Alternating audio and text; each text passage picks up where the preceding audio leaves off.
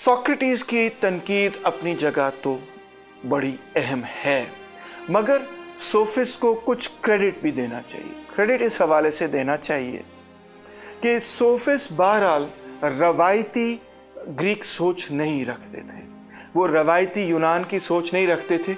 उनका शायद सबसे जो अहम किरदार था वो ये था कि सुकरात से पहले जितनी भी नेचुरल फिलॉसफी थी उन्होंने उसको आम बनाया, उन्होंने उसको अशराफी तबके में फैलाया।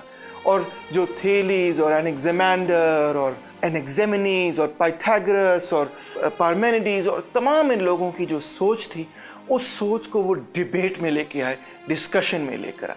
तो जहाँ पे हम उनके नुक्ता नज़र से शायद अग्री करें या ना अग्री करें, ये एक बात की डिबेट है, क्योंकि ये जो सब्जेक्टिविज़म और रिलेटिविज़म का सवाल है ये कोई सोक्रेटिस की तनकीद से ख़त्म नहीं हो गया, बल्कि आप देखेंगे कि 20वीं सदी के जो आखिरले हिस्से में जब हम पोस्ट मॉडर्निज़म को पढ़ेंगे तो आप देखेंगे कि रिलेटिविज़म और सब्जेक्टिविज़म का सवाल जो है दोबारा से फ़लसफ़े के हवाले से बिल्कुल एक प्राइमरी क्वेश्चन बन जाता है। यानी कि अगरचे सोफिस्ट्री को हम यही कहेंगे कि सोक्रेटिस ने उसको डिफीट किया, मगर आप देखेंगे कि फ़लसफ़े में कोई भी नुक्ता नज़र मुकम्मल तौर पे डिफीट नहीं होता, वो किसी और शक्ल में दोबारा से आगे आ जाता है।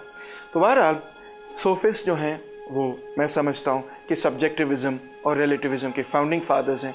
और अगरचे सोक्रेटिस की तनकीद ने उनको एक दफ़ा उनके पड़खचे उड़ा दिए, मगर ये नहीं कहा जा सकता कि उनकी जो शिकस्त है वो मुकम्मल हुई। फ़र्ज़ करें कि आप डॉक्टर के पास जाते हैं और आप डॉक्टर से कहते हैं कि मेरे पेट में बड़ी सख्त दर्द हो रही, डॉक्टर साहब प्लीज़ मुझे कोई दवाई दें जिससे कि मेरी पेट की दर्द जो है वो हल हो जाए। तो डॉक्टर आपके सामने जो है वो कहता है कि आप कोई भी दवाई ले लें, तो जो आप समझते हैं कि जिस दवाई से आप बेहतर हो जाएंगे आप वो वाली दवाई ले लें। तो फिर आप ज़रूर डॉक्टर साहब से ये सवाल पूछेंगे, डॉक्टर साहब ये आपने किस किस्म का अजीब व गरीब नुस्खा लिखा है, जिस दवाई से मेरा मसला हल होता है प्लीज़ आप मुझे वो वाली दवाई दें, कोई भी दवाई तो नहीं ना मैं ले सकता। और अगर डॉक्टर सोफिस्ट है तो डॉक्टर क्या जवाब देगा? तो कहेगा नहीं, what is true for you is true for you and what is true for me is true for me. यानी कि आप अगर ये समझते हैं कि आपके लिए फलानी दवाई ठीक है तो आप वो दवाई खा लें, वो आपके लिए ठीक है, और मैं अगर समझता हूँ कि वो ठीक नहीं है तो शायद वो ठीक नहीं है। अब इससे बहुत बड़ा एक मॉरल प्रॉब्लम पैदा हो जाता है, एक बहुत बड़ा अलमिया पैदा हो जाता है, एक अखलाकी अलमिया पैदा हो जाता है कि दुरुस्त और गलत के दरमियान कोई तफरीक बचती नहीं। और जब कोई तफरीक बचती नहीं तो इंसान जो है वो बुनियादी फैसले करने की सलाहियत जो है वो खो बैठता है। सोक्रेटिस वो फ़र्द था कि जिसने इस नुक्ता नज़र को, सोफिस्ट की इस नुक्ता नज़र को चैलेंज किया। सोक्रेटिस की जो पैदाइश है वो 469 BC में हुई। बड़ा मज़ेदार किस्म का फ़िलासफ़र है सोक्रेटिस, उसके बारे में बड़े सारे किस्से कहानियाँ हैं, मगर तमाम लोग जो हैं उसको फादर ऑफ फ़िलासफ़ी समझते हैं। वो ये समझते हैं कि वो फ़लसफ़े का उस्ताद था, उसने रियली फ़लसफ़े को शुरू किया। सोक्रेटिस से पहले जितने फ़िलासफ़र्स थे, बल्कि कुछ तो फ़िलासफ़र्स उसके दौर के भी हैं, मिसाल तौर पे डेमोक्रिटस और सोक्रेटिस जो हैं वो दोनों एक ही उम्र के थे, मगर बहरहाल जो भी वो लोग थे जो सोक्रेटिस के फ़लसफ़े से मुतासिर नहीं थे, सोक्रेटिस से पहले आए थे, उन तमाम लोगों को हम एक और कैटेगरी में डाल देते हैं, उनको हम कहते हैं प्री सोक्रेटिक फ़िलासफ़ी। सोक्रेटिस के बाद से जो पूरा दौर शुरू होता है उसको हम सोक्रेटिक फ़िलासफ़ी का दौर कहते हैं। उसका इतना ज़बरदस्त असर था कि सोक्रेटिस से पहले जो फ़िलासफ़र्स आए या जो फ़िलासफ़र सोक्रेटिस के ज़माने में भी थे, उसकी उम्र में भी थे, मगर सोक्रेटिस से मुतासिर नहीं हुए, उन तमाम लोगों को हम प्री सोक्रेटिक फ़िलासफ़ी में शामिल करते हैं। यानी कि सोक्रेटिस का इतना बुनियादी गहरा असर था लोगों के जहन पे कि उसके फ़लसफ़े के साथ, उसके नुक्ता नज़र के साथ फ़िलासफ़ी का और इंसान की सोच की तारीख़ का दौर शुरू होता है। और आप हैरान और परेशान होंगे कि सोक्रेटिस ने अपनी ज़िंदगी में कभी भी एक भी किताब नहीं लिखी।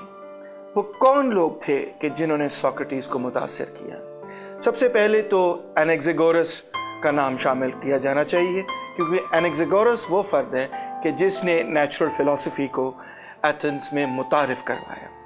अगर एनेक्सेगोरस ना होता तो एथेंस जो है उसके लोग जो हैं इन बुनियादी ख़यालात से मुतारफ़ ना होते। इसके साथ ही सोक्रेटिस हमें ये बताता है कि वो 3 औरतों से इंतहाई मुतासिर हुआ। सबसे अव्वल नंबर पर वो अपनी माँ का जिक्र करता है। उसकी जो अम्मी थी, उसकी जो माँ थी, वो एक मिडवाइफ थी, यानी कि वो बच्चों की पैदाइश में मदद किया करती थी। और सोक्रेटिस ये कहता है कि मैं अब सबसे पहले अपनी माँ से मुतासिर हूँ। दूसरा, डायोटिमा एक प्रीस्टेस थी, जिसके हवाले से सोक्रेटिस ये कहता है कि जो कुछ मैं प्यार और मोहब्बत के हवाले से जानता हूँ वो मैं इस औरत से जानता हूँ। और तीसरा, इस्पासिया, जो कि पेरिक्लीस की बीवी समझी जा सकती है, उसने सोक्रेटिस को रेटरिक की आर्ट, तकरीर करने का अंदाज, गुफ्तगू करने का अंदाज सिखाया। ये सोक्रेटिस के अपने वक़ौल। क्योंकि सोक्रेटिस ने अपनी ज़िंदगी में एक भी लफ्ज़ नहीं लिखा, लिहाजा जो कुछ हम सोक्रेटिस के बारे में जानते हैं वो उसके तालिब इल्मों से जानते हैं, जो उसके स्टूडेंट्स थे। सबसे जो उसका अहम स्टूडेंट था उसका नाम था प्लेटो, यानी कि अफलातून। उसके अलावा जेनोफोन भी एक उसका स्टूडेंट था जिसने सोक्रेटिस के बारे में लिखा। प्लेटो और जेनोफोन ने जो कुछ सोक्रेटिस के बारे में लिखा, उसी के नतीजे में आज हम सोक्रेटिस के बारे में जो कुछ जानते हैं उन्हीं की तहरीरों से जानते हैं। सोक्रेटिस एक इंतहाई बदसूरत इंसान था। दोनों प्लेटो और जेनोफोन इस चीज़ पर अग्रीड है। सोक्रेटिस की बड़ी बड़ी आंखें थी, लोग लिखते हैं कि उसकी पकौड़े जैसी नाक थी, और मोटा सा वो था, कोई बहुत ज़्यादा खूबसूरत इंसान नहीं था। मगर सोक्रेटिस ये कहता था कि उसके अंदर एक किस्म का गैब से इल्म आता है, जो वो बात कहता है वो उसको गैब से आती है।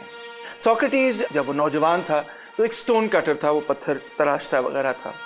सोक्रेटिस ने कभी पैसे लेकर नहीं पढ़ाया। वो सोफिस्ट की इस आदत से बड़ी नफरत करता था कि पैसे लेकर पढ़ाना भी को पढ़ाने वाली बात है। इल्म जो है वो एक ऐसी चीज़ है कि जो कि पैसे लेके नहीं करनी चाहिए। पैसे लेके तो सिर्फ वो काम होते हैं जो कि लेबर, और लेबर तो नीच लोगों का काम है, तो पैसे लेके पढ़ाना नीच लोगों का काम है, ये अच्छा काम नहीं। तो इस हवाले से सोक्रेटिस के अंदर एक किस्म की, आप कह सकते हैं कि अशराफिया तबके वाली भी एक किस्म की सोच थी। इस पर मज़ीद मैं और रोशनी बाद में डालूंगा। बहरहाल, अगरचे उसकी सोच शायद अशराफिया तबके से थोड़ी सी मिलती जुलती हो, मगर वो अपनी जो ज़िंदगी गुजारता था, बहुत सादा ज़िंदगी वो गुजारता था। आम पब्लिक की तरह, डेमोस की तरह वो रहता था। एक टोगा पहन के फिरता रहता था, पैरों पर जूती भी नहीं पहनता था। उसके पैर मार्केट में फिर के इंतहाई गंदे हो जाते थे, मगर उसको कोई इस चीज़ की परवाह नहीं थी। अपनी नौजवानी में सोक्रेटिस जो था वो एक इंतहाई बहादुर फ़र्द भी समझा जाता था, बल्कि ना सिर्फ नौजवानी में, सारी ज़िंदगी में, मगर नौजवानी में उसने 3 बड़ी बड़ी जंगों के अंदर हिस्सा लिया, जिसमें उसने एथेंस की आर्मी में सर्व किया। वहाँ पे 3 बड़े बड़े कैंपेन्स थे, जिसके हवाले से लोग लिखते हैं कि उसने इंतहाई बहादुरी से वहाँ पे लड़ाई की। बल्कि एक पॉइंट पे उसका एक दोस्त था जो कि वहाँ गिर गया, उसने अपने दोस्त को अपने कंधों पे उठा लिया। उसको ज़ख्मी था, उसने उस ज़ख्मी दोस्त को अपने कंधों पे उठा लिया और उस कंधों पे उठा के उसको बैटलफील्ड से, जंग से बाहर लेकर आया।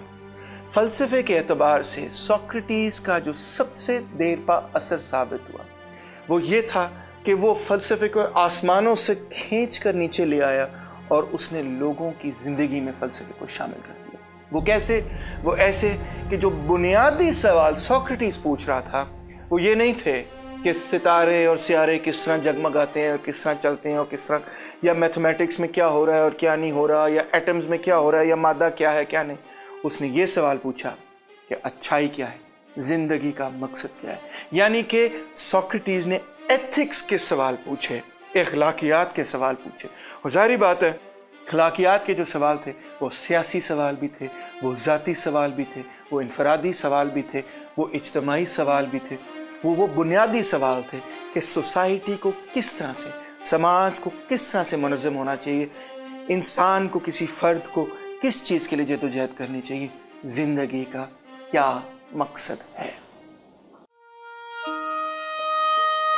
सोक्रेटिस ये कहता था कि एथेंस जो है एक घोड़े की मानंद है कि जिसको नींद आई हुई, वो ऊँग रहा है, और मेरा काम ये है, किसी अच्छे फिलोसोफर का काम ये है कि मैं उस मक्खी का किरदार अदा करूं कि जिसके नतीजे में घोड़ा जो है वो उठ जाता है, जिंदा हो जाता है, जाग जाता है। यानी मेरा काम ये है कि मैंने समाज को तंग करना है, मैंने समाज को सोने नहीं देना, मैंने समाज को जिंदा रखना है। किस तरह से? वो ऐसे सवाल पूछ के जिनका समाज जवाब ना देना चाहे, मैं वो सवाल करूंगा। जब सोक्रेटिस ने इस किस्म के मुश्किल मुश्किल सवाल पूछने शुरू किए तो एथेंस का जो समाज था वो उससे बहुत नाखुश था, बल्कि इस कदर नाखुश था कि सोक्रेटिस को सजाए मौत सुनाई गई और उसने जहर का प्याला पिया। उसको जहर के प्याला पीने पर मजबूर किया गया, जो कि उसने पी लिया और इस तरह उसकी 399 BC में वफात हुई।